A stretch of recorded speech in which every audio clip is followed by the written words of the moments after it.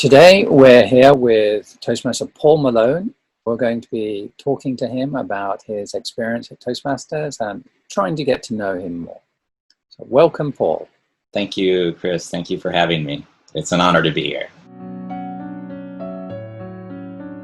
Just over 10 years. Right before the interview, I checked in. December 1st, 2009 was the date of my membership. I started at Tokyo Toastmasters, hopping from club to club, starting new clubs, just trying to experience all different aspects of Toastmasters.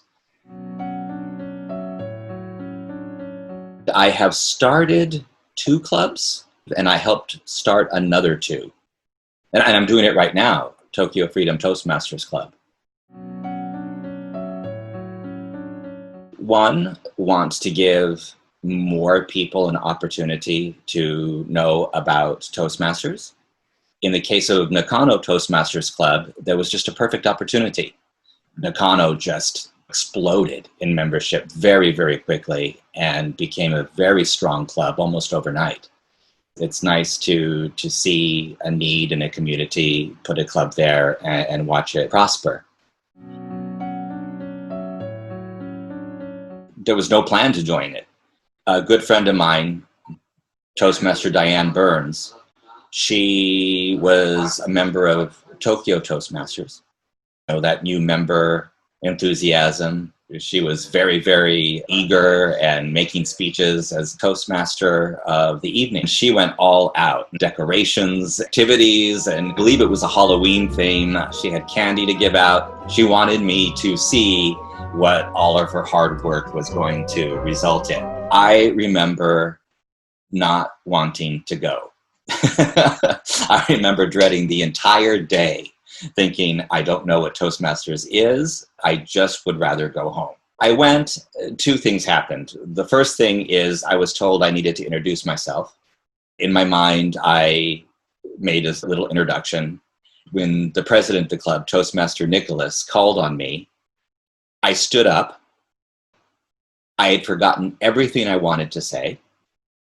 I said my name, and then that's all I could force out. And I sat down very quickly. Then Nicholas took the opportunity to say, and your occupation is, and the country you're from, and made it into this really funny event. But it was shocking to me. I stand in front of people all the time. I'm a teacher. But in that environment, I was unable to do it. I thought to myself, maybe I need this. And the second thing that happened was that there were incredible speeches that night, especially one from a housewife who was making her icebreaker speech.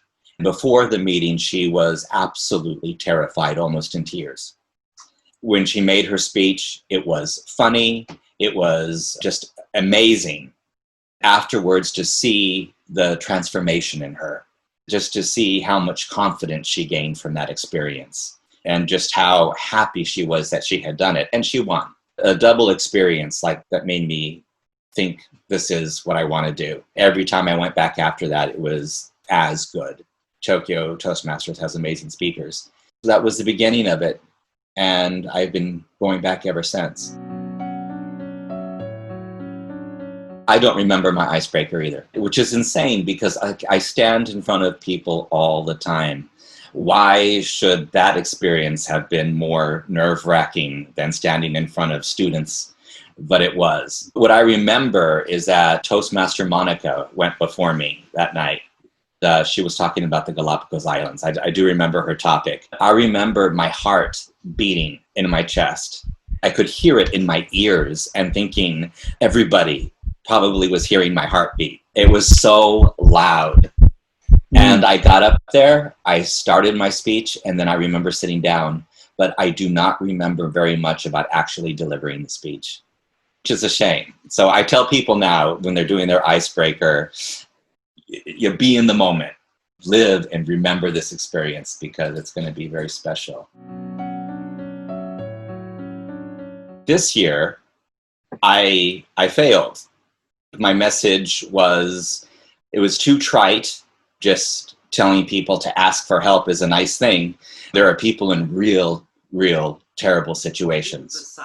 Especially now in this pandemic situation, there are people who are really struggling, people who are wondering if their businesses will be around next month. I thought my message maybe didn't really capture the full seriousness of the moment.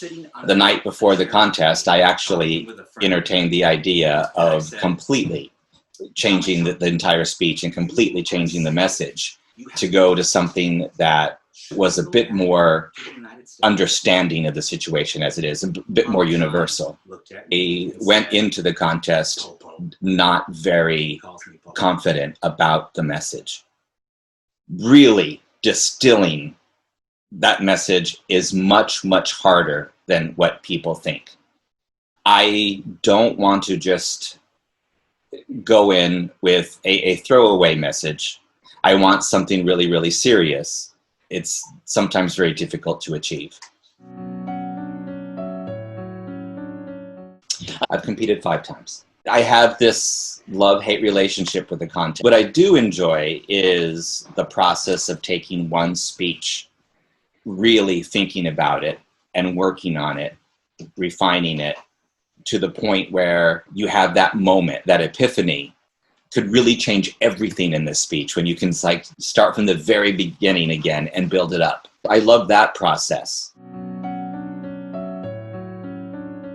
Definitely. Over the years, the type of classes that I've been asked to teach has changed. They want more communication skills, presentation skills, participating in meetings, negotiating, things like this. All along, Toastmasters really, really helps in teaching all of these things and in acquiring the skills that I can pass on to students.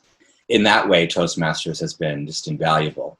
Different opportunities, I would say. When someone comes to me and says, oh, we want to do a workshop on identity, my first thought was, I have no idea what kind of workshop on identity would look like.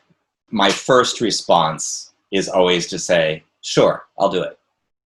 And then I worry about all the details later. That would be the biggest change that Toastmaster has put into me, is that when presented with an opportunity, I usually will say, sure, and then figure it out afterwards.